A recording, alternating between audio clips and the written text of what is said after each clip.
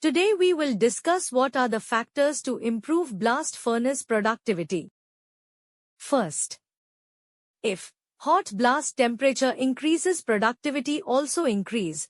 For every 100 degrees Celsius increase in temperature, productivity increases to 2-3%.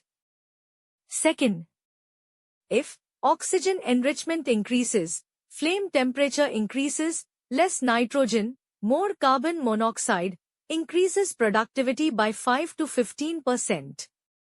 Third, PCI or fuel injection increases, then or by coke ratio increases, thus productivity increases. Fourth, if sinter reducibility increases, then reduction rate increases, thus productivity increases. Fifth, if burden permeability improves, better gas resulted in improved productivity. Sixth, less slag volume means less heat loss, faster melting tapping, thus improve productivity. Seventh, smooth burden descent means smooth operation, thus improved productivity. Eighth, high top pressure promotes better gas utilization, increases productivity by 5-10%.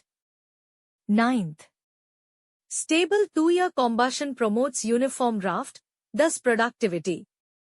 Hope you understood. In case of any doubt, please feel free to comment. Thank you.